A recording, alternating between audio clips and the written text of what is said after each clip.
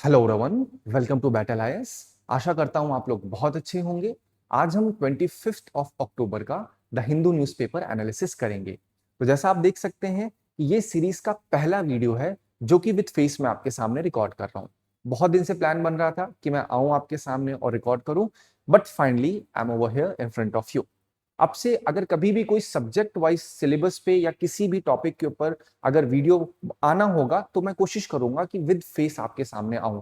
मेरा प्लान है कि एक मेंस की सीरीज लेके आऊं आपके लिए, जहां पे हर एक सिलेबस को माइक्रो लेवल पे कवर करूं। जैसे जीएस पेपर 1 में पहला टॉपिक क्या लिखा है, salient aspects of art and culture. तो मैं एंशियंट, मेडिवल, मॉडर्न की जितने भी आर्ट, क्राफ्ट, इंस्क्रिप्शन जो कुछ भी हैं उन सबको एक वर्ड बाय वर्ड पढ़ाऊं। उससे कनेक्टेड जो पीवाईक्यू उठे हैं वो कनेक्ट करूं। फिर उससे कनेक्टेड अगर कोई आर्टिकल आया है, चाहे द हिंदू में हो, इंडियन एक्सप्रेस में हो या फिर पीआईबी में हो, उन सबको कनेक्ट करके आपको बताऊं फिर किस तरीके से आपको एक ड्राफ्ट बना सकते हैं। आप ड्राफ्ट इन द सेंस कैसे आपको आंसर राइटिंग करनी है, इंट्रोडक्शन कैसे करना है, जो क्वेश्चन के डायरेक्टिव्स होते हैं वो कैसे समझना है। तो बेसिकली ये पूरी तरीके से कॉन्सेंट्रेटेड होगा मेंस के ऊपर वो सीरीज। बहुत जल्द आपको उसके ऊपर वीडियो मिलना स्टार्ट हो जाएंगे। तो चलिए स्टार्ट करते हैं आज का वीडियो। आज के इस वीडियो में मैंने टोटल 5 आर्टिकल ले रखे हैं। जैसा आप देख सकते हैं थोड़ी बहुत विजिबिलिटी का होगा, बट मैं कोशिश करूंगा नेक्स्ट वीडियो में वो सारी की सारी चीजें रेक्टिफाई हो सकें। तो जो पहला आर्टिकल मैंने लिया है वो है ज्ञान भारतम मिशन के ऊपर। ये जीएस पेपर 1 के लिए काफी रिलेवेंट है क्योंकि ये कल्चर के ऊपर बात करता है। यहाँ पे मैन्युस्क्रिप्ट के ऊपर बात होती है, इसलिए बहुत ज्यादा जरूरी है।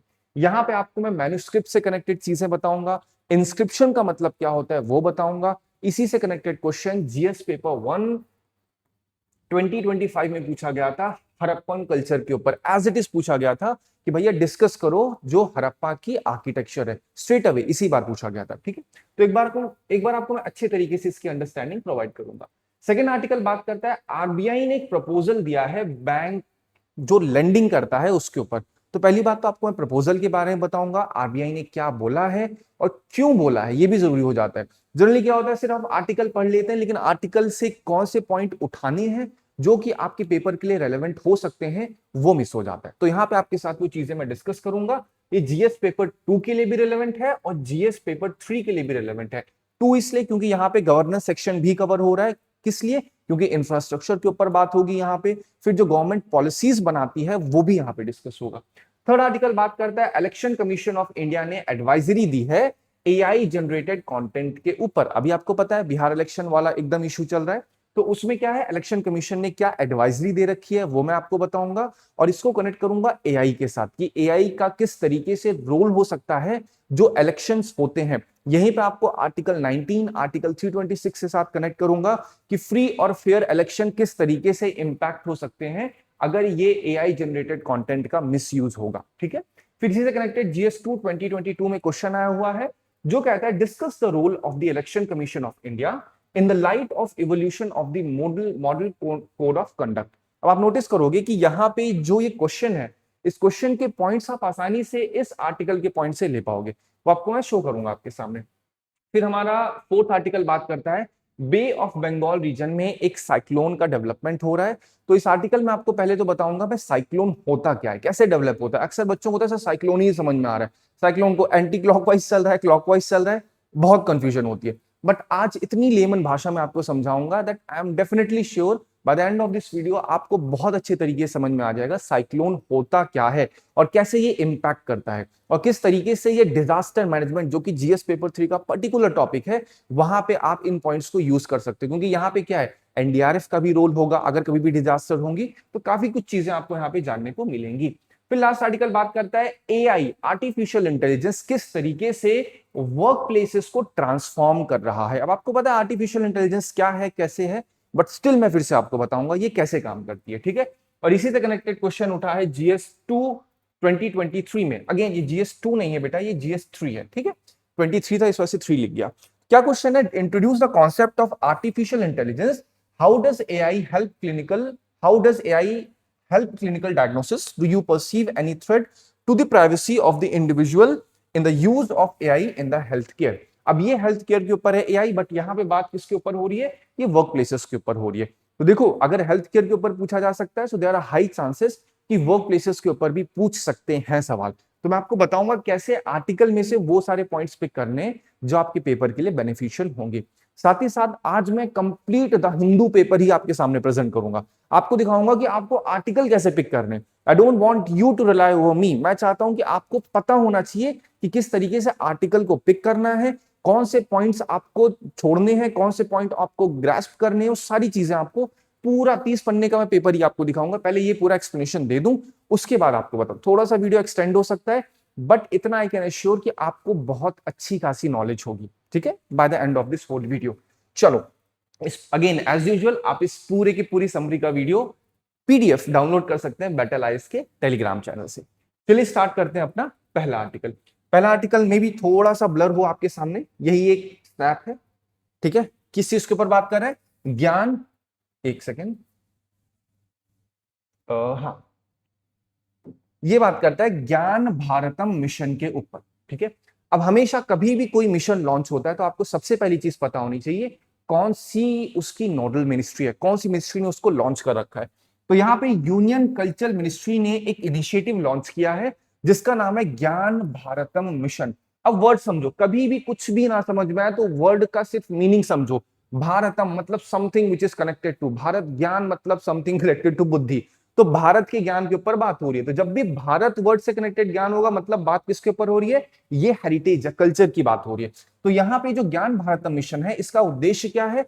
इसका उद्देश्य है जो इंडियन मैन्यूस्क्रिप्ट्स हैं, व्हाट इज मैन्यूस्क्रिप्ट्स, कहीं पर भी मैन्यू वर्ड आपको लिखे, जैसे मैन्युफैक्चर, मैनुअल, मैन्यूस्क्रिप्ट, ये सब क्या है? मैन्यू मतलब होता है एक लैटिन वर्ड जिसका नाम होता है विद हैंड।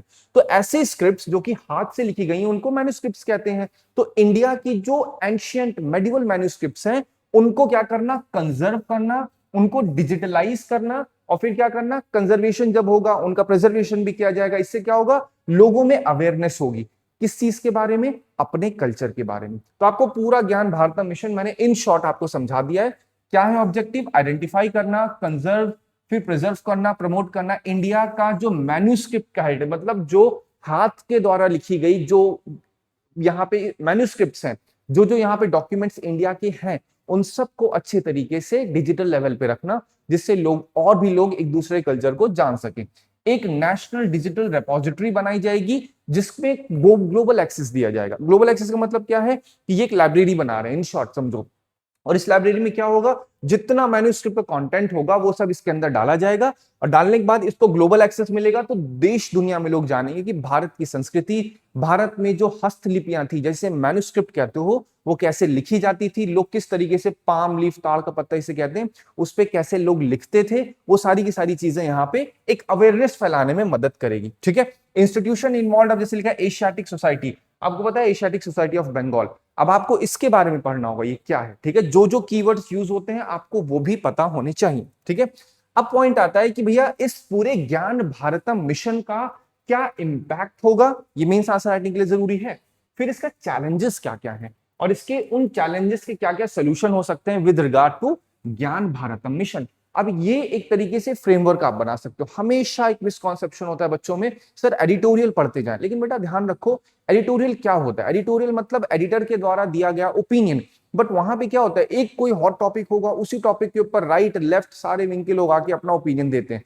अगर आपने एक बार फ्रेमवर्क बना लिया अपने आंसर का, तो वहां पे पॉइंट्स को ऐड करिए, वहां पे पूरी पूरी कहानी को मत ऐड करिए, क्योंकि उससे कोई मतलब नहीं होगा। आपको अपना आंसर 150 से 200 वर्ड में लिखना है, तो आपकी एक्सेसिव इन्फॉर्मेशन, सोचो कि बच्चे नहीं बोलते सर हमारे पास ओपिनियन की नॉलेज हो जाएगी, क्या करोगे इतने सारे ओपिनियन? अगर उस ओपिनियन को 150 शब्दों में आप लिख ही नहीं पाओगे तो उस ओपिनियन का कोई मतलब नहीं होगा। तो उसके लिए आपको क्या करना होगा? एक फ्रेमवर्क आपके दिमाग में हमेशा रेडी होना चाहिए। कभी भी हमेशा ध्यान रखना, मेंस आंसर राइटिंग में ये मत सोचो कि जब आप मेंस में बैठोगे तो आपके दिमाग में एक ना आत्मज्ञान होना चालू हो जाएगा कि हाँ ये आंसर है, इधर है, ये सब नहीं होने जा रहा। वहां पे आपके दिमाग में आपका फ्रेमवर्क ही होगा। और ये मत ध्यान रखिए कि हिस्ट्री वाले को ज्योग्राफी में नहीं यूज कर सकते हो, या ज्योग्राफी को पॉलिटी में डाल सकते हो। हर फ्रेमवर्क एकदम इंटरचेंजेबल होगा, किसी को कहीं यूज कर सकते हो आप, ठीक है। तो इम्पैक्ट क्या होगा? इम्पैक्ट पहले तो ये होगा कि जो कल्चरल हेरिटेज है वो क्या होगी? प्रिजर्व हो जाएगी। जो एक्सेसिबिलिटी है मैन्युस्क्रिप्ट्स की, जब डिजिटाइज हो जाएगा तो उससे एक्सेसिबिलिटी बहुत अच्छी हो जाएगी, जो एकेडमिक रिसर्च है वो और प्रमोट होगी। ऑब्वियसली बात है, अगर एक बैंगलोर में है कोई मैन्युस्क्रिप्ट रखी हुई, तो दिल्ली वाले इंसान को अगर उसका एक्सेस चाहिए तो जनरली वहां जाना पड़ेगा। लेकिन अगर इस भारत जो मिशन है इसके अंदर क्या होगा, आसानी से डिजिटल लेवल पे एक्सेस मिल जाएगा, और जब एक्सेस मिल जाएगा तो इससे एकेडमिक रिसर्च भी अच्छी हो जाएगी, ट्रांसलेशन, नॉलेज शेयरिंग ये और ज्यादा अच्छी हो जाएगी। ये क्या है, इम्पैक्ट जो इसका हो सकता है, इससे इंस्टीट्यूशन की कैपेसिटी और ज्यादा मजबूत हो जाएगी। क्योंकि ये सारा मिशन जो आप देख रहे हो, ज्ञान भारतम मिशन, इसमें ये सारे इंस्टीट्यूशन और भी इंस्टीट्यूशन है, सिर्फ एग्जांपल के तरीके से लिखे हैं, ये सब इन्वॉल्व है। ये सारे इंस्टीट्यूशन क्या करेंगे, अपने आसपास की एरिया से जो भी मैन्युस्क्रिप्ट्स होंगी उनको लेकर के एक जहां कंजर्व करेंगे, कंजर्व करने के बाद उसको डिजिटलाइज करेंगे। ठीक है, फिर क्या होगा, एक सेंट्रल डिजिटल रिपोजिटरी बनेगी, मतलब एक सेंट्रल लाइब्रेरी बन जाएगी। तो इससे क्या होगा, जो फ्यूचर जनरेशंस होंगी उनको बहुत मदद मिलेगी। कैसे, अपने कल्चर के बारे में जानने को, और बहुत सारी चीजें जो होंगी। ठीक है, ये इंपैक्ट हो गया। अब इसमें चैलेंजेस क्या क्या हो सकते हैं। पहली चीज तो क्या है भैया, मैन्युस्क्रिप्ट है, सोच के देखो 1000 साल पुरानी, तो वहां पे स्किल्ड मैन पावर होना जरूरी है कि नहीं है। क्या आप किसी भी इंसान को जो कि अनस्किल्ड है, उसको पता नहीं है कि 1000 साल पुराना जो एक पत्ता है जिसपे हाथ से लिखी गई चीजें, उसको किस तरीके से हैंडल करना है, क्या उसे पता होगा। तो एक सबसे बड़ा चैलेंज क्या है, स्किल्ड मैन पावर होना। क्योंकि कंजर्वेशन और डिजिटलाइजेशन करना इज डिफरेंट थिंग, बट अगर उसकी हैंडलिंग ही सही नहीं होगी, और हैंडलिंग करने के लिए चाहिए एक skilled man power. Storage condition poor है बहुत सारे रीजनल सेंटर्स पे, ये भी एक बहुत बड़ा चैलेंज है। अब अगर आपको वही सेम हमेशा एक कॉन्सेप्ट रखो, एक ही कॉन्सेप्ट को जितना ज्यादा इंटरकनेक्ट करोगे आपका उतना ज्यादा भला होगा। इसलिए आप नोटिस करते होगे, जब भी मैं कोई चीज क्वेश्चन बताता हूं आपको, तो वहां पे बार बार इंटरकनेक्ट करता हूं आपके साथ, एक ही क्वेश्चन को 10 बार बताऊंगा। ये मत सोचो मैं रिपीटेटिव मोड पे बता रहा हूं। रीजन क्या है कि आप 10 नए क्वेश्चन तो नहीं कर पाओगे, लेकिन उस क्वेश्चन से कनेक्टेड अगर कोई भी थीम रिपीट होगा, देन मैं इतना श्योर कर सकता हूं कि आप उसको डेफिनेटली सॉल्व कर लोगे। ठीक है, फिर क्या होता है, जो मैन्युस्क्रिप्ट होती है वो ऑफन डैमेज हो जाती है, डिस्पर्स हो जाती हैं, और प्राइवेटली हेल्ड होती है। तो ये भी एक चैलेंज ही ऑब्वियस सी बात है। लैंग्वेज और स्क्रिप्ट की डाइवर्सिटी होती है, जिसको कैटलॉग बनाना बड़ा मुश्किल हो जाता है। अब हमें अभी भी प्रॉपर तरीके से, क्या आप कह सकते हो, इंडिया में जितनी भी एंशिएंट लैंग्वेजेस थी या जो भी चीजें थी स्कल्पचरल फॉर्म में या फिर मैन्युस्क्रिप्ट फॉर्म में, वो हमने एकदम पूरी तरीके से डिसिफर कर ली है, नहीं की है। तो ये भी एक बहुत बड़ा चैलेंज है। और सबसे बड़ी चीज एज यूजुअल इंडिया में ब्यूरोक्रेटिक डिलेस, फंड का यूटिलाइजेशन प्रॉपर तरीके से ना होना। अगर फंड रिलीज, पहली बात तो रिलीज होने में दिक्कत होती है, रिलीज हो रहा है तो यूटिलाइजेशन होने में दिक्कत होती है, यूटिलाइजेशन हो भी गया तो रिपोर्टिंग, ऑडिटिंग, ये बहुत बड़ा चैलेंज हो जाता है। तो इस वजह से ये भी ब्यूरोक्रेटिक हर्डल्स एक बहुत बड़ी प्रॉब्लम है। अब इन सब के सोल्यूशन क्या है, हमेशा एक चीज ध्यान रखिए मेंस आंसर राइटिंग में बेटा, कभी भी कोई चैलेंज है आपके सामने, चैलेंज का सिर्फ वाइस वर्सा कर दो, सोल्यूशन आपके हाथ में आ जाएगा। यहां मैंने क्या लिखा है, ठीक है, ये सारी कुछ एक अपने दिमाग में ट्रिक बैठा सकते हो आप लोग। ठीक है, क्या लिखा है, पुअर स्टोरेज कंडीशन, तो कंडीशन अच्छी कर दो, सोल्यूशन तो यही हुआ ना। क्या कह रहे हैं, lack of skilled man power, मतलब मैन पावर को हमें स्किल करना पड़ेगा। स्किल करना पड़ेगा मतलब इसका इंपैक्ट तुरंत इकोनॉमी जोड़ो, हमें एम्प्लॉयमेंट जनरेशन करनी होगी। एम्प्लॉयमेंट जनरेशन होगा तो इंपैक्ट करो, तुरंत क्या होगा, यहाँ इंडिया में जब पैसा बढ़ेगा तो ऑब्वियसली बात है इकोनॉमी भी बढ़ेगी। तो इस तरीके से आप इंटरकनेक्ट कर सकते हैं। फिर क्या है, पब्लिक प्राइवेट पार्टनरशिप को एनकरेज करना होगा, फंडिंग एंड डोनर्स का इन्वॉल्वमेंट करना होगा। लेकिन अगेन ये एक चैलेंज भी बन सकता है, अगर पीपीपी मॉडल को बहुत बड़े लेवल पे इस्तेमाल किया जाएगा तो इससे चांसेस हो सकते हैं करप्शन के भी ज्यादा, इससे जो प्राइवेट लोगों की होल्डिंग है वो और ज्यादा बढ़ सकती है। तो ये भी एक चैलेंज बन सकता है, बट क्या कहने, एनकरेज कर सकते हैं हम लोग। ठीक है, कम्युनिटी पार्टिसिपेशन करना होगा, जिससे डॉक्यूमेंट्स जो कि प्राइवेट कलेक्शंस में है उनको लोकेट किया जा सके, पता चल सके भैया एग्जैक्टली कुछ लोगों ने क्या किया। घर ही पे अभी आप क्या कह सकते हो कि सारी की सारी मैन्युस्क्रिप्ट हमें मिल चुकी है, नहीं, बहुत सारी ऐसी हैं जो कि प्राइवेट लोग अपने हाथ में लेके बैठे हुए हैं, अपने घर पे लेके बैठे हैं, उन्हें नहीं पता उसको कैसे कंजर्व करना है। दे जस्ट फील लाइक हाँ मेरे पास है ना, बिकॉज इट इज माइन, ऐसा हो जाता है। लेकिन उन्हें नहीं पता कि वो कितनी बड़ी चीज को छुपा रहे हैं। वो एक कल्चरल लेवल पे बहुत बड़ी तरीके से हेल्प कर सकता है इंडिया को, क्योंकि कल्चर, जब इंडिया का हमें खुद का कल्चर पता चलेगा तो वो चीज आगे सस्टेनेबल डेवलपमेंट में भी मदद करेगी। ठीक है, इस और हमें क्या सोल्यूशन करना होगा, डिजिटाइजेशन को हमें यूनिफॉर्म करना पड़ेगा। ठीक है, और इसकी मॉनिटरिंग अच्छे से करनी पड़ेगी। Again at the end of the day अगर कोई यूजर करेगा, हमने लाइब्रेरी तो बना दी सेंट्रल, लेकिन सेंट्रल लाइब्रेरी का एक्सेस कैसे होगा, यूजर का डेटा कैसे हैंडल होगा, तो यहाँ पे डेटा प्राइवेसी का कंसर्न भी आ जाता है। फिर क्या होता है, रिसर्च ट्रांसलेशन आउटरीच को हमें और ज्यादा प्रमोट करना होगा, जिससे जो आपका डिजिटाइज कंटेंट है, अगर आपने मान लो लाइब्रेरी तो बना दी, लेकिन उस लाइब्रेरी में जो चीजें लिखी हुई हैं, जो जो चीजें हैं, अगर लोगों को पढ़ना ही नहीं पता होगा एक मैनुअल ही नहीं होगा किस तरीके से इसको देखना है, समझना है, तो इट इज ऑल वेस्ट। तो हमें ये भी करना पड़ेगा, ठीक है। तो ये पूरा मैंने आपको ज्ञान भारतम मिशन के ऊपर जितनी चीजें थी, इम्पैक्ट, फिर उसका जो चैलेंजेस हैं, फिर चैलेंजेस बाद जो उसके सॉल्यूशंस है, वो मैंने आपको समझा दिए। अब आप देखिए एक मेंस का क्वेश्चन, मतलब ये एक प्रैक्टिस क्वेश्चन है basically. Discuss the objectives, significance and challenges of the Gyan Bharatam mission initiated by ministry of culture to preserve India's manuscript heritage. क्या कह रहे हैं, डिस्कस करो। ऑब्जेक्टिव, क्या मैंने ऑब्जेक्टिव नहीं बताया आपको, बता दिया। सिग्निफिकेंस बताना है, सिग्निफिकेंस भी बता दिया है। चैलेंजेस भी बता दिए, अब चैलेंजेस बताए तो उसके सॉल्यूशंस भी बताए। अब क्या लिख रहे हैं, suggest measures to make it more effective. Make it more effective मतलब जो थोड़े बहुत चैलेंजेस हैं उनको किस तरीके से एड्रेस करना है।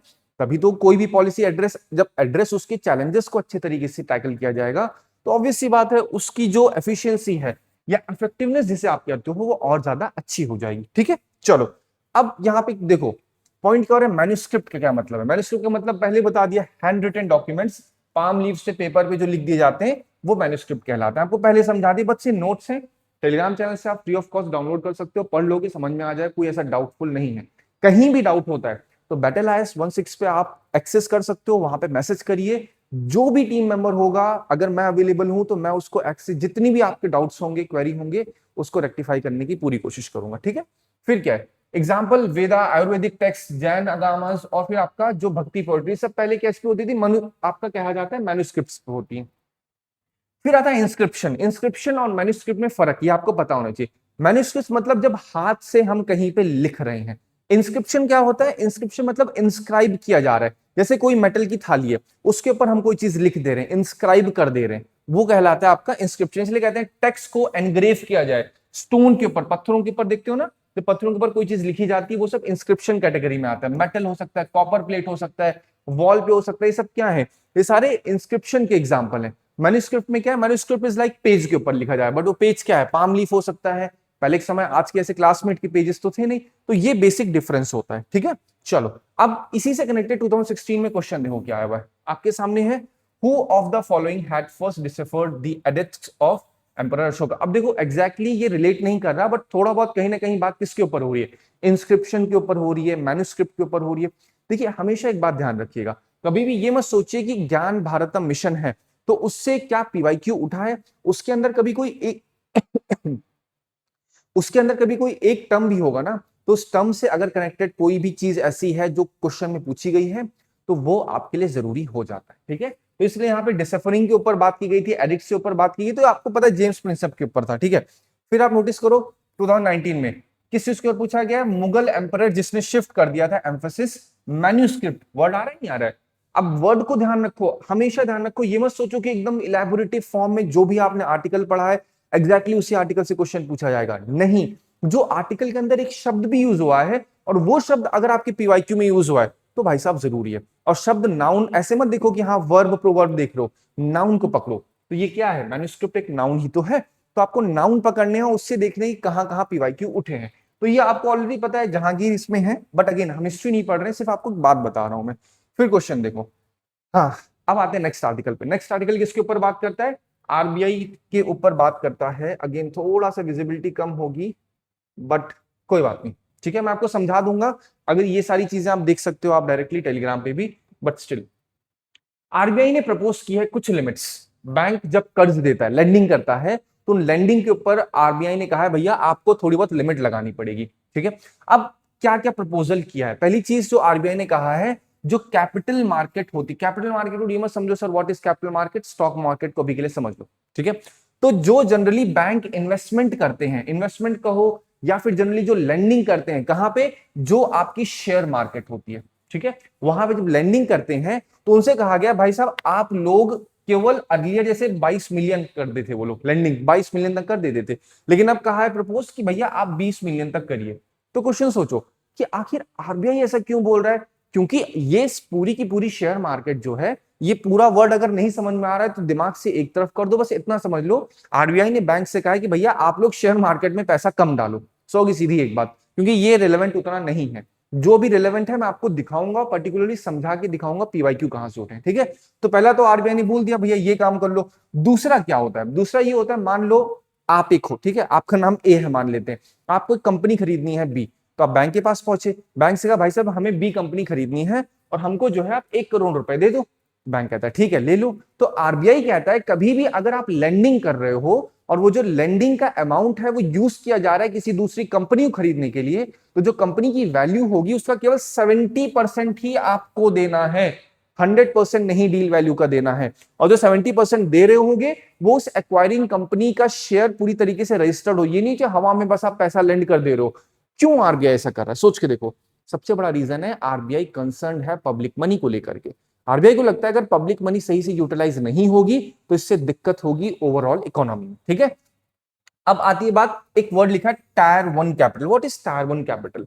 टायर 1 एक ऐसी कैपिटल होती है, देखो जैसे बैंक के पास पैसा होता है तो टायर 1 टायर 2 में डाला जाता है, तो टीयर 1 जब कहा जा रहा है तो इसका मतलब ये एक ऐसा पैसा है जो कि बहुत ही बोलते हैं ना सेफ गार्डेड पैसा है, जिसको आप कह सकते हो बैंक का एक्चुअल पैसा।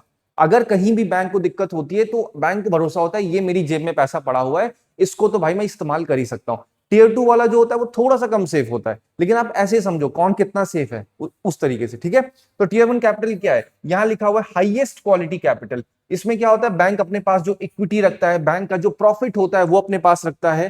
तो ये क्यों रखता है टीयर 1 कैपिटल? रीजन ये है जिससे कभी भी बैंक को अगर लॉस हो रहा है तो उस लॉस को एब्जॉर्ब कर सके by using this tier 1 capital, ठीक है। बहुत एकदम आसान सी भाषा में बता रहा हूं आपको मैं। अब यहां पे एक वर्ड यूज हुआ है, आप ध्यान से नोटिस करो, NBFC, right, non banking financial companies. ये पूरा आर्टिकल अगर मैंने लिया तो इसलिए नहीं लिया क्योंकि देखो अगर आप आर्टिकल पॉइंट देखो क्या कह रहा है, पॉइंट कह रहा है कि आरबीआई में लिमिट बैंक, एक सेकेंड इधर उधर भागता रहता है, ठीक है, कह रहा है आरबीआई में लिमिट बैंक्स मार्केट एक्सपोजर। तो ये अभी प्रपोजल में चल रहा है तो रिलेवेंट तो नहीं, लेकिन यहां पे एक वर्ड यूज हो गया एनबीएफसी से, क्या लिखा है एनबीएफसी रिस्क वेट्स, ठीक है। क्योंकि आरबीआई ने कहा है कि जो एनबीएफसीज होती हैं, बैंक एनबीएफसीज को पैसा देते हैं तो उनको भी ध्यान से दें। जैसे हवा में पैसा मत दे दें कि एनबीएफसी क्या करते हैं, लोन ही तो देते हैं एनबीएफसीज। तो उनको कहने का मतलब है आरबीआई का कि एनबीएफसीज को भी लोन दिया जा रहा है तो थोड़ा सोच समझ के पैसा दो। ये मत दो कि वो पैसा उठाए कहीं ऐसी जहां पे डाल दें जो कि पैसा ही डूब जाए, क्योंकि एट द एंड ये पैसा है पब्लिक का और पब्लिक को इससे नुकसान हो सकता है, ठीक है। चलो अब हम बात करते हैं क्या है इसका सिग्निफिकेंस।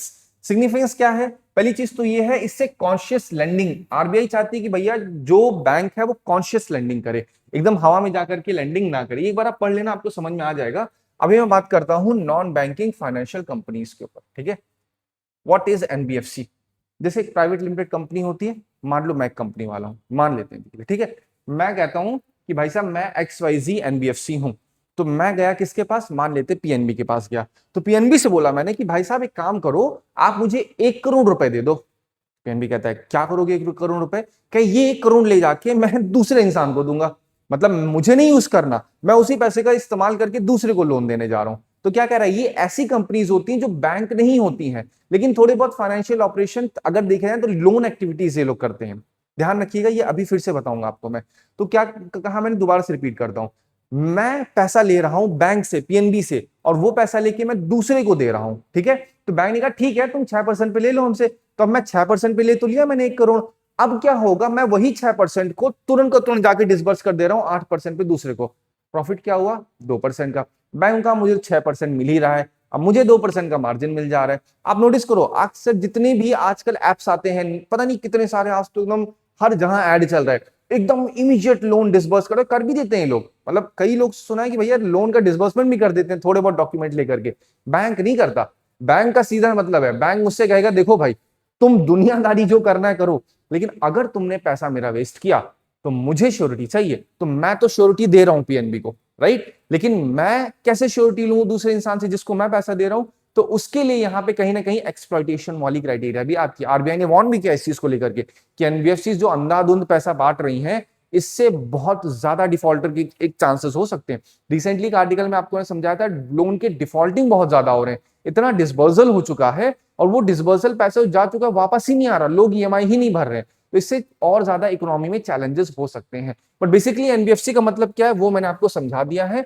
ये फाइनेंशियल इंस्टीट्यूशन होता है जो लोन देते हैं, क्रेडिट देते हैं, लेकिन ये डिमांड डिपॉजिट नहीं एक्सेप्ट कर सकते। मैंने 1 करोड़ रुपए दे तो दिया, लेकिन अब अगर वो इंसान मुझसे बोले कि भैया ये लो 10 रुपए मेरा अपने पास रख लो, मैं वो काम नहीं कर सकता, क्योंकि वो काम करने के लिए मुझे बैंक बनना पड़ेगा और मैं बैंक नहीं हूं, मैं साधारण सी कंपनी हूं जो कि थोड़े बहुत फाइनेंशियल ऑपरेशंस को रन कर रहा हूं। ठीक है, आपको ये समझ में आएगा फंक्शन क्या है। लेंडिंग करता है इंडिविजुअल को, बिजनेस को, इंफ्रास्ट्रक्चर को। तो क्या अब मुझसे पूछो, मुझे सिर्फ एक बैंकिंग ऑपरेशन कहा मैंने, कौन सा, कि मैं डिपॉजिट नहीं एक्सेप्ट कर सकता। अब डिपॉजिट मतलब नहीं एक्सेप्ट कर सकता मतलब चेक भी नहीं ड्रॉ हो सकता मेरे नाम पे, या मैं किसी को नहीं कर सकता अपने बिहाफ पे चेक वाला मामला। तो बाकी कुछ नहीं कर सकता। क्या आप सोच के देखो, आई एम आस्किंग यू, क्या मेरे पास 1 करोड़ ले लिया, अब क्या बैंक को मतलब है मैं एज अ XYZ कंपनी क्या जाके शेयर मार्केट में पैसा नहीं लगा सकता? क्या मैं गवर्नमेंट की सिक्योरिटी नहीं खरीद सकता हूं? ऑब्वियसली खरीद सकता हूं, मैं तो नॉर्मल हूं ना उस चीज में। आरबीआई ने सिर्फ एक चीज, बोलते हैं ना, एक बेसिक चीजों को रोका है, भैया आप लोगों का पैसा नहीं होल्ड कर सकते हो, आप सिर्फ एक मीडिएटर की तरीके से हो। मैंने उधर से पैसा उठाया, इधर लिया, इधर से इधर दे दिया, बीच में रुका नहीं पैसा मेरे पास, मैं रोकूंगा वो बैंकिंग वाला काम हो जाएगा। और रोकने के लिए क्या होता है, यहां पे आप याद करो, liquid adjustment facility, bank rate, repo rate, reverse repo rate, CRR, आ रहा है कुछ याद? तो ये सारे क्या हैं, ये सारे टर्म्स हैं जो बैंक को मिलते हैं, मतलब बैंक को फैसिलिटीज देती है आरबीआई। तो क्या मेरे पास ये सारी चीजें हैं? बिल्कुल नहीं है, क्योंकि मेरे पास पैसा थोड़ी स्टोर्ड है, पैसा नहीं स्टोर्ड है तो सारी फैसिलिटी भी नहीं होंगी। तो ये बेसिक है। ठीक है, इनके सोर्स ऑफ फंड क्या होता है, बैंक से बोरो करते हैं, बॉन्ड्स इशू करते हैं, वही सारी चीजें। ठीक है, आरबीआई लेकिन रेगुलेट जरूर करता है इनको। आरबीआई जो नॉर्म्स निकालेगा वो मुझे रेगुलेट करना, मतलब मुझे फॉलो करना पड़ेगा। ये नहीं है कि भाई साहब मैं अपने मन चाहा मन तरीके से, यहां से मुझे 6% दे रहा है, मैं 15% पे दे रहा हूं, ये तो एक्सप्लॉइटेशन हो गया। मैं रातों रात पैसा डिसबर्स कर रहा हूं लेकिन उसका एक्स्ट्रा फायदा उठा रहा हूं, आरबीआई को इससे दिक्कत है, तो मुझे आरबीआई की रेगुलेशन में रहना पड़ेगा। अब मैंने एनबीएफसी के बारे में आपको इतना बताया, कोई ना कोई तो कारण होगा, आपको जो बच्चे कंसिस्टेंटली पढ़ रहे हैं उनको पता है इस बारे में कि कभी मैं कोई चीज अगर डिटेल लेके जाता हूं तो बहुत ज्यादा इंपॉर्टेंट होती है। 2010 का question UPSC, with reference to NBFCs in India consider the following statement. Consider करो, ठीक है, they can not engage in acquisition of security issued by the government. अभी बताओ, कभी भी स्टेटमेंट आपके सामने आ जाए, मैं पीवाईक्यू की सीरीज लाऊंगा, वहां पे बताऊंगा कैसे आपको सॉल्व करना है। तो जो स्टेटमेंट दिया है ना, उस स्टेटमेंट पे क्वेश्चन टैग डालो। क्या लिखा है, they can not, why can't, अपने आप से पूछो क्यों, कोई ना क्या कोई प्रोविजन है ऐसा कि वो लोग एक्विजिशन नहीं कर सकते हैं सिक्योरिटीज का? अभी जस्ट मैंने बताया कि इनको सिर्फ एक ही चीज बोली गई कि भैया आप डिमांड डिपॉजिट मत एक्सेप्ट करो, चेक वाला मामला रोका गया। बाकी थोड़ी है कि मैं मार्केट में जाके क्या काम कर रहा हूं, क्या खा पी रहा हूं, उससे तो किसी को इंटरफेरेंस नहीं होनी चाहिए। तो ये स्टेटमेंट क्या सही है? Obviously this is wrong, because they can engage. ठीक है, फिर क्या है, they can not accept demand deposit like saving account. This statement is absolutely right. समझो, तो यहाँ पे क्या है, 2 इज द राइट। अब ये इस तरह के क्वेश्चन जब आते हैं तो अक्सर बच्चों को डाउट होता है, सर यहाँ पे मतलब कब हमें बोथ 1 और 2 वाला कनेक्ट करना होगा। तो उसके लिए एक छोटी सी ट्रिक होती है, कभी भी सेम लाइन, जैसे कैनॉट यहाँ पे लिखा है, कैनॉट यहाँ पे लिखा है, मतलब सेम टोन के ऊपर अगर कभी स्टेटमेंट दिए हैं तो उसमें देयर आर हाई चांसेस कि एक जो स्टेटमेंट होगा वो गलत होगा, दूसरा स्टेटमेंट, अब दूसरा मतलब दूसरा ये भी हो सकता है, ये भी हो सकता है, डिपेंडिंग। जब मैं आपके साथ प्रैक्टिस कराऊंगा तब आपको समझ में आएगा कैसे आपको आइडेंटिफाई करना है वो। ठीक है, अभी क्या है, इसका 20 द राइट वन। फिर देखो 24 में क्वेश्चन, अभी 1 साल पहले क्वेश्चन है, एनबीएफसी का 2010 में पूछा गया और 2024 में आ रहा है। तो अगर आपको लगता हो कि भैया पीवाईक्यू रिपीट नहीं होते, ऐसा नहीं है, पीवाईक्यू को रिपीट किया जाता है। ठीक है, कंसीडर द फॉलोइंग, लेकिन हाँ थीम चेंज हो जाता है थोड़ा बहुत। Consider the following statement, in India NBFCs can access liquid adjustment facility window. Recall करो, अभी मैंने आपसे कहा क्या आरबीआई जो फैसिलिटीज बैंक को देती है, कौन कौन सी, bank rate, repo rate, reverse repo rate, liquidity adjustment facility, क्या ये देती है?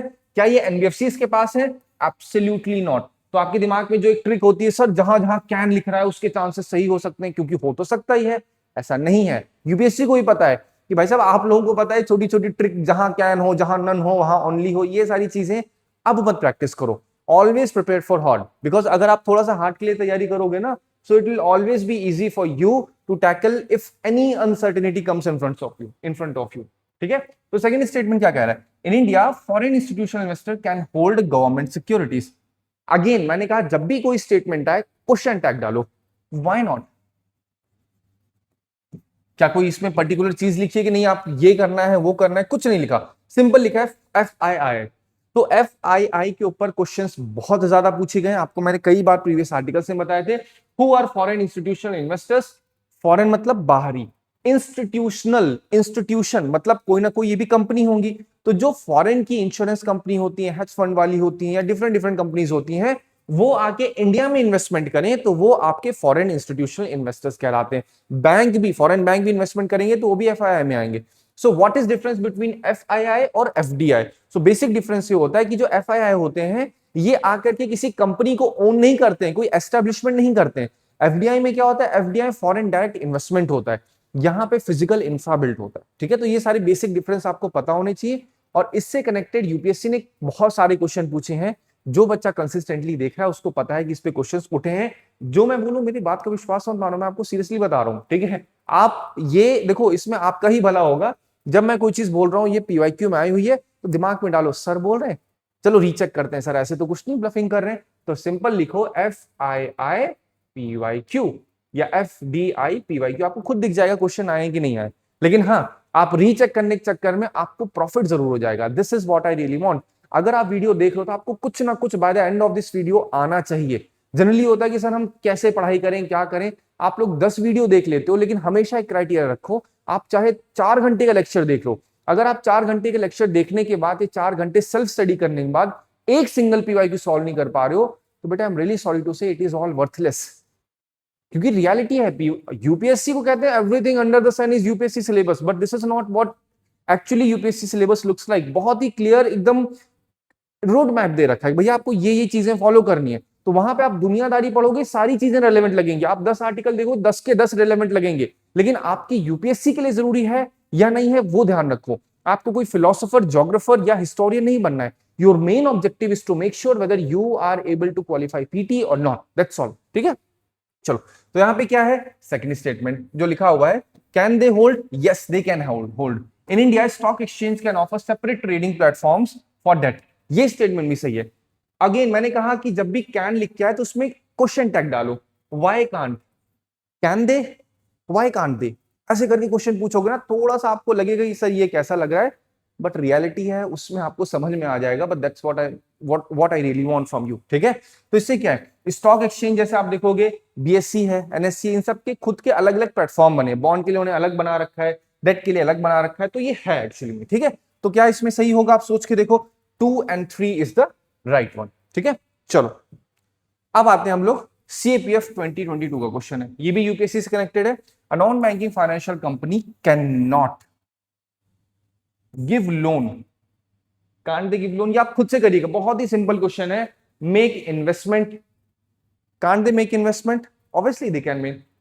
Can not borrow from bank, can't they borrow from bank?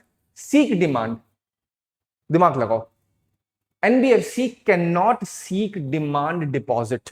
तो दिस स्टेटमेंट इज राइट, क्योंकि आपको पहले बताया डिमांड डिपॉजिट बोलो, सेविंग अकाउंट बोलो, बात वही है। ठीक है, चलो अब आते हैं सीडीएस 222 का क्वेश्चन। अगेन एनबीएफसी के ऊपर है। मैं बार बार इतने क्वेश्चंस क्यों डालें? ताकि आपको रेलेवेंस दिख सके कि हाँ एनबीएफसी इंपॉर्टेंट है बाबू भैया, छोड़ा नहीं है उसको। ठीक है, क्या कह रहे हैं? NBFC can not accept demand deposit. क्या कह रहे हैं? नॉट करेक्ट, ये तो करेक्ट है। NBFC can not give loan, दिमाग लगाओ, NBFC can not issue cheques drawn on themselves, ये भी करेक्ट है, because they can not do that thing. NBFC can not offer deposit insurance facility. आपको अगर थोड़ा बहुत पता होगा तो इसमें क्या होता है, बैंक अगर कभी भी डिफॉल्ट करता है तो 5 लाख का इंश्योरेंस देते हैं कि भैया जितना भी, अगर 1 करोड़ का डिपॉजिट होगा तभी 5 लाख रुपए तो मिल ही जाएंगे आपको। ठीक है, अगर बैंक डिफॉल्ट करता है तो उसके लिए क्या बना हो? उसके लिए बना है deposit insurance and credit guarantee corporation. ये कॉर्पोरेशन है, इसके बारे में मैंने आपको प्रीवियसली बताया, बट स्टिल अभी के लिए आपको मैंने बेसिक आइडिया दे दिया। तो ये स्टेटमेंट तो सही है। तो पूछ कह रहे हैं कौन सा गलत है, इसलिए मैंने आपको रोका था यहां पे। ये जो है NBFC can not give loan, क्या ये सही है? इस क्वेश्चन के लिए सही है, क्योंकि ये गलत है। और बोले क्या है? गलत बताओ। थोड़ा सा कंफ्यूजिंग लग रहा है ना, बट स्टिल थोड़ा सा एक बार दोबारा पढ़ोगे आपको समझ में आ जाएगा ये। ठीक है, चलो अब आते हैं नेक्स्ट आर्टिकल पे। नेक्स्ट आर्टिकल क्या कह रहा है?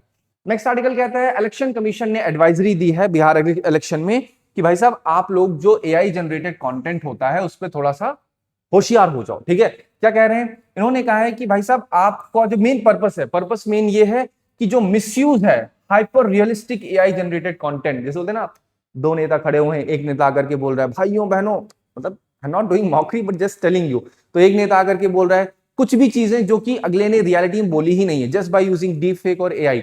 उससे क्या होता है? उससे बहुत ज्यादा प्रॉब्लम होती है, क्योंकि इलेक्शन का रिजल्ट चेंज हो जाता है, लोग इन्फ्लुएंस हो जाते हैं, और जब लोग इन्फ्लुएंस होंगे उससे क्या होगा, उससे फ्री और फेयर इलेक्शन का जो कॉन्सेप्ट है, आर्टिकल 19 में अगर थोड़ा देखोगे तो फ्रीडम ऑफ स्पीच की बात होती है, ठीक है। अगर थोड़ा और ध्यान दोगे 326 में इलेक्शन कमीशन ऑफ इंडिया के पास रिस्पॉन्सिबिलिटी दी जाती है कि आपको इलेक्शन ऐसे कंडक्ट कराना है कि वो पूरी तरीके से फ्री और फेयर हो, तो वो सारी चीजें कहीं ना कहीं वॉयलेट हो रही नहीं हो रही है। तो आपको ये जो मिसयूज है, हाइपर रियलिस्टिक डॉक्यूमेंट्स या जनरेटेड कंटेंट होते हैं, उन पे रोक लगाने के लिए इन्होंने एडवाइजरी जारी की है। अब पॉइंट आता है भैया क्या है ये मिसयूज, ये भी तो पता होना चाहिए, वो तो बेसिक एडवाइजरी आ गई, लेकिन ये भी तो सोचो एआई का मिसयूज कैसे होता है इलेक्शन में।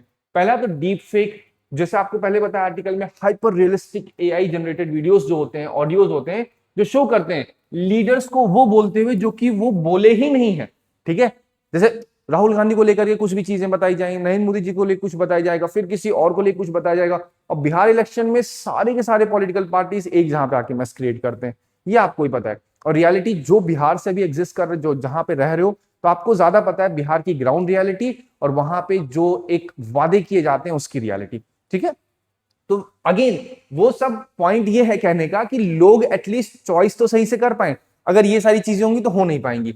मिस इन्फॉर्मेशन क्रिएट करने बहुत होता है, फॉल्स क्लेम और प्रोपोगेंडा क्रिएट करने में एआई का मिसयूज होता है, वोटर को मैनिपुलेट करने के लिए होता है, ओपिनियन को बोलते हैं ना अनफेयर तरीके से इन्फ्लुएंस किया जाए, फिर एक जो लेवल प्लेइंग फील्ड होती है वो डिस्टर्ब हो जाती है, क्योंकि अनफेयर एडवांटेज मिल जाएगा।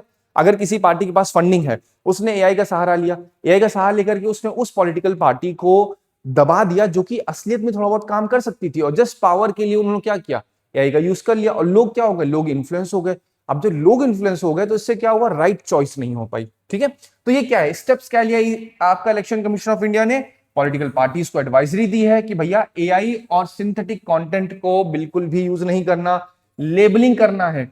अगर कोई भी एआई ऑल्टर्ड वीडियो है, ऑडियो है, इमेजेस है, तो उसमें straight away you are supposed, you have to write कि आप इसको एआई जनरेटेड बोलो, ये एआई जनरेटेड है, ये लिखना पड़ेगा। फिर ट्रांसपेरेंसी अकाउंटेबिलिटी इंश्योर की कि वोटर मिसलीड ना हो, ठीक है। अब आते हैं पॉइंट पे, यूपीएससी 2017 का क्वेश्चन है, इलेक्शन कमीशन ऑफ इंडिया के बारे में पता होना चाहिए। The Election Commission of India is a 5 member body, दिमाग लगाओ, 3 इलेक्शन कमिश्नर, क्या कह रहे हैं, 2017 का क्वेश्चन है, ठीक है। अब मैंने कैसे आर्टिकल पिक किया, ये सामने आपके क्या लिखा हुआ है, आप एक सेकेंड,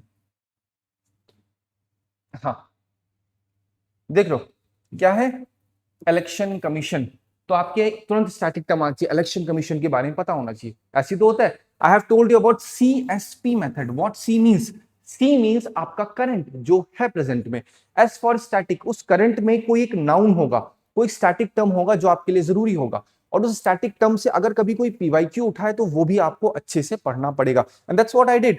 अब यहां पे देखो क्या हुआ है, यहाँ पे 2017 क्वेश्चन क्या, इलेक्शन कमीशन के बारे में, क्या 5 मेंबर बॉडी है, नहीं, union ministry of home decides the election, election Commission of India decide भाई साहब कौन ही करता है। फिर क्या कह रहे हैं, Election Commission resolve dispute relating to split merger, क्या ये सही है, एब्सोल्युटली दिस इज राइट, क्योंकि इलेक्शन कमीशन ऑफ इंडिया के पास पावर होती है, याद करो थोड़ा सा, कि किसी पॉलिटिकल पार्टी को कोई सिंबल देना है, या किसी पॉलिटिकल पार्टी का स्प्लिट हो रहा है, मर्जर हो रहा है, तो सारी सारी चीजें कहां देखी जाती है, इलेक्शन कमीशन ऑफ इंडिया में देखी जाती है। तो कौन सा स्टेटमेंट सही है, fourth is the right one. चलो GS2 2022 में क्वेश्चन पूछा है, discuss the role of Election Commission of India in the light of the evolution of model code of conduct. आप क्वेश्चन स्ट्रेट अवे बोल रहे हैं, डिस्कस करना है, क्या रोल, हमेशा मैंने कहा है कभी भी आंसर राइटिंग कर रहे हो क्वेश्चन को कुछ भागों में डिवाइड कर दो, कि जब आप क्वेश्चन को कुछ पार्ट्स में डिवाइड करोगे तो आपको डिमांड समझ में आएगी। पहले बताना है आपको, रोल बताना है इलेक्शन कमीशन ऑफ इंडिया का, तो रोल तो बहुत सारे हैं, लेकिन पर्टिकुलरली किसके बारे में बताना है, पर्टिकुलरली बताना है जो मॉडल कोड ऑफ कंडक्ट होता है इलेक्शन कमीशन ऑफ इंडिया का, उसका, उसमें इलेक्शन कमीशन ऑफ इंडिया कैसे रोल प्ले करता है, ठीक है। तो ये आपको एक बोलते हैं ना पार्ट्स में डिवाइड करके आंसर करना है इस चीज का। इसका मॉडल आंसर मैं टेलीग्राम चैनल पे प्रोवाइड करवा दूंगा। अभी के लिए जब मैं आंसर राइटिंग कराऊंगा तो आपको स्टेप बाय स्टेप तोड़ूंगा कि डिस्कस का मतलब क्या होता है, discuss is just like we and you are discussing, but ये करने से पहले आपको पता तो होना चाहिए ना कि आंसर राइटिंग होती कैसी है। अगर आप टर्म्स को ही डिसिफर नहीं कर पाओगे तो बहुत मुश्किल हो जाती है, ठीक है। चलो अभी आते हैं नेक्स्ट आर्टिकल पे, नेक्स्ट आर्टिकल बात करता है बे ऑफ बंगाल के साइक्लोन के ऊपर। तो अभी क्या हुआ है, एक लो प्रेशर एरिया बोलते हैं ना मार्क किया गया है बे ऑफ बंगाल के रीजन में, जिसके चांसेस हैं कि वो साइक्लोनिक स्टॉर्म में कन्वर्ट हो सकता है मंडे मॉर्निंग तक। ये ऐसा एजम्पशन की जा रही है, ठीक है। उसका नाम क्या है? मोन्था नाम। आपको पता होगा कि जब भी साइक्लोन्स होते हैं जो आसपास की कंट्रीज होती हैं वो नेमिंग करती हैं कि इस साल मेरा नाम दिया जाएगा, उस साल किसी और का नाम दिया जाएगा। तो इस बार थाईलैंड के द्वारा एक नाम सजेस्ट किया गया मोन्था, तो इसका नाम क्या होगा अगर होता है वैसा तो मोन्था होगा, ठीक है। फोरकास्टिंग ये उतनी ज्यादा जरूरी नहीं, बट स्टिल लिख दिए ताकि आप पढ़ो। कभी भी सप्लीमेंट्री इंफॉर्मेशन अगर आपको दिखे ना बेटा, तो आप ये मत सोचो सर इसको ना पढ़े। जब सप्लीमेंट्री XYZ डेटा पढ़ोगे ना तो उससे आपको मेन फैक्ट समझ में आ जाएगा साइक्लोन के बारे में, ठीक है। चलो अब हम देखते हैं साइक्लोन है क्या। अब जैसे यहाँ चीजें लिखी हैं या आप टेलीग्राम पे पढ़ सकते हो डाउनलोड करके, बट मैं आपको ना थोड़ा आसान भाषा में समझा, जिसको नहीं पता है उसको बताता हूं मैं कैसे होता है, ठीक है। आप लोग जहां पे रहते हो, कहीं भी रह रहे होगे आप लोग, गांव होगा जहां भी हो, वहां पे बारिश कैसे होती है? आपको एक बेसिक फिनोमेना पता है कि जब धूप पड़ेगी तो नीचे से मॉइस्चर ऊपर जाएगा और वही बारिश बन के बादल बादल में कन्वर्ट होगा, कंडेंसेशन होगा, उसके बाद प्रिसिपिटेशन हो जाएगा। ये एक बात एकदम बेसिक वाटर साइकिल आपको पता है।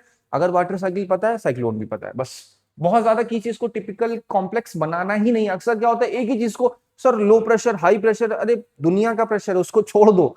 बहुत ही सिंपल भाषा में देखो क्या कहा मैंने आपसे। मैंने आपसे कहा कि कैसे काम करता है। यहां ये सन है मान लो, ठीक है, ये सन है। अब ये सन जो है जब रोशनी इधर पड़ेगी तो क्या होगा, जो मॉइस्चर होगा वो ऊपर जाएगा। तो जब मॉइस्चर ऊपर जाएगा तो ये एरिया जो होगा नीचे वाला जमीन होगा, वहां पे क्या होगा, मॉइस्चर जब ऊपर चला गया तो नीचे थोड़ा खाली हो गया, नहीं हो गया एटमॉस्फेयर।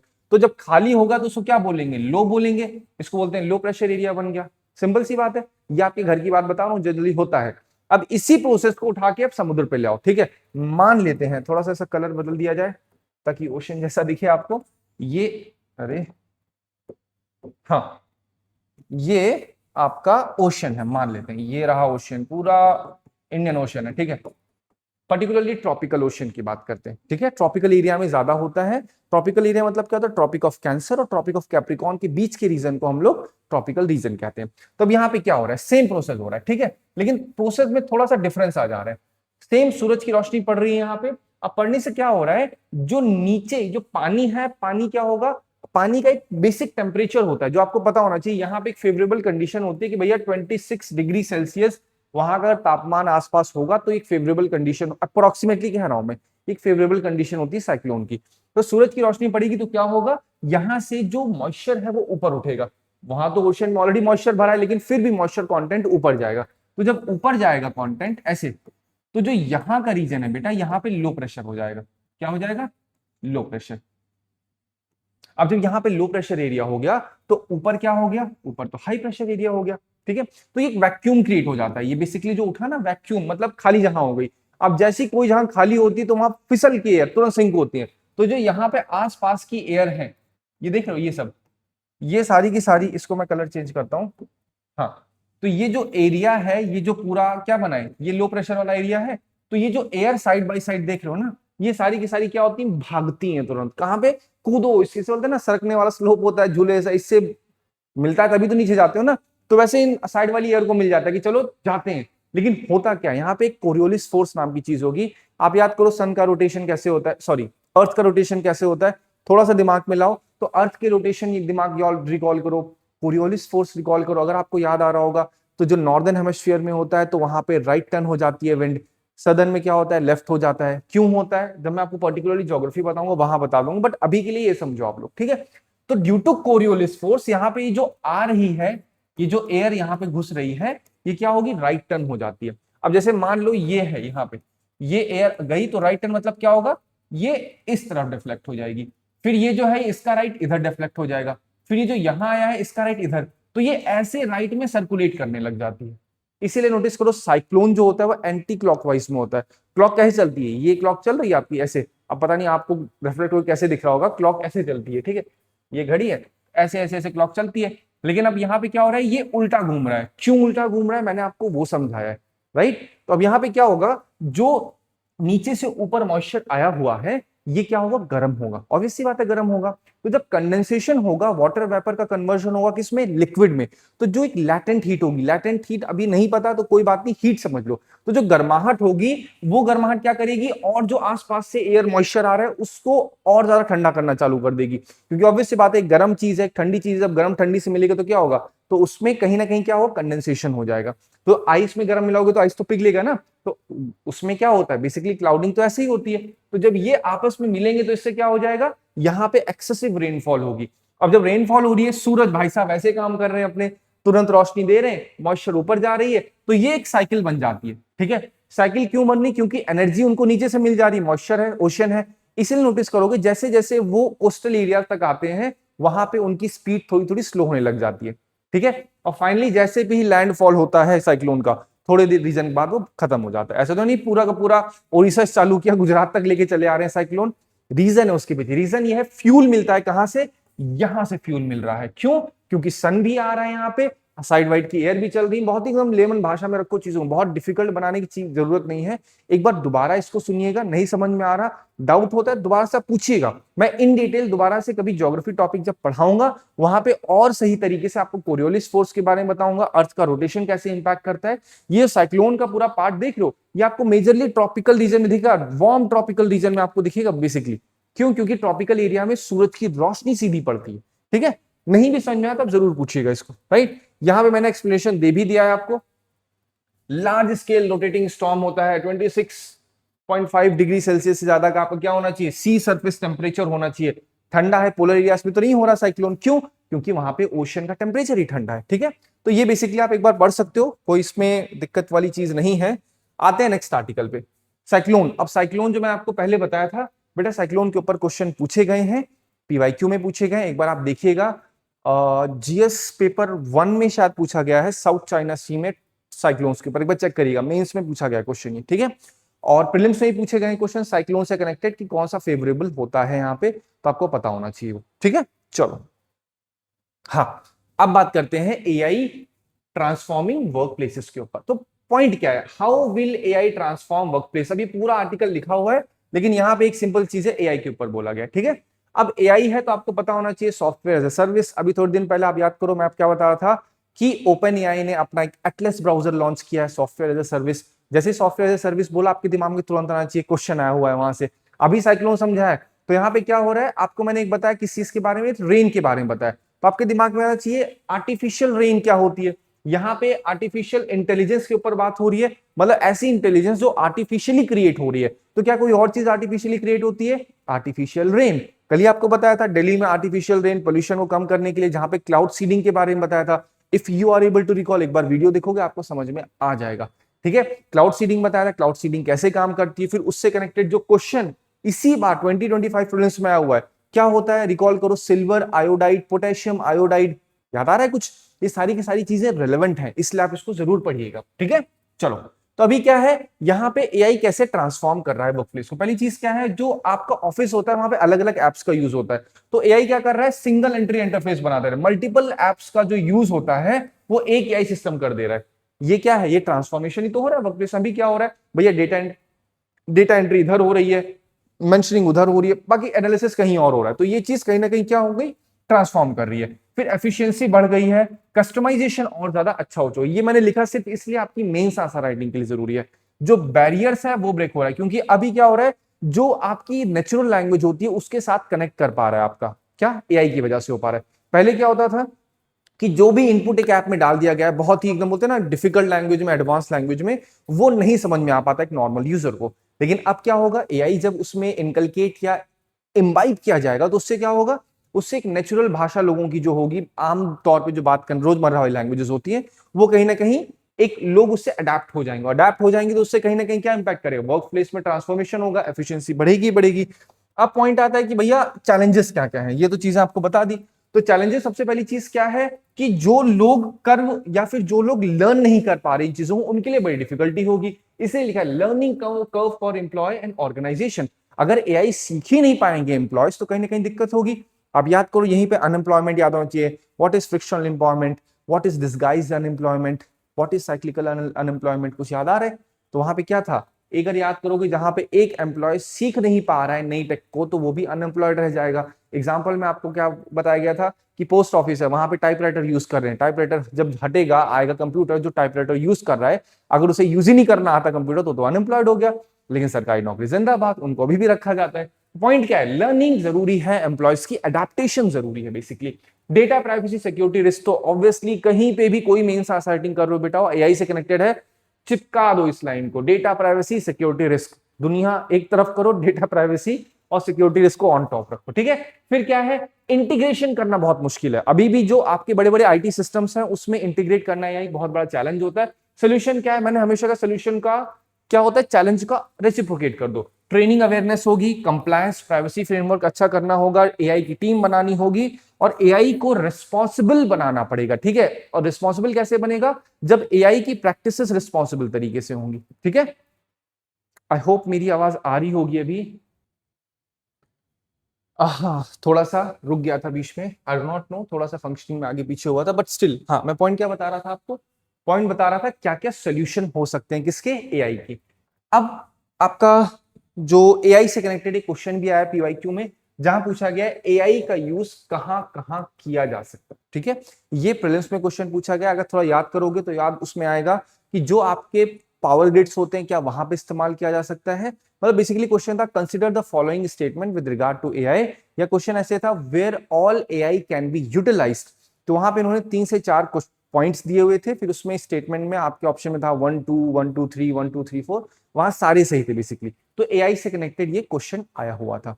आई होप आपको इस वीडियो से मदद मिली होगी, आपको कुछ सीखने को मिला होगा, एक आइडिया लगा होगा किस तरीके से आपको अप्रोच करना है कभी भी किसी आर्टिकल को। और मैं नेक्स्ट वीडियो में आपके साथ कोशिश करूंगा पूरा का पूरा द हिंदू ही एक बार बताऊं आपके सामने प्रेजेंट करके। अभी थोड़ा सा कुछ टेक्निकल ग्लिचेस हुए हैं, बट स्टिल कोई बात नहीं, मैंने आपको पूरा द हिंदू का आर्टिकल समझा दिया है। Again thank you so much for watching this video.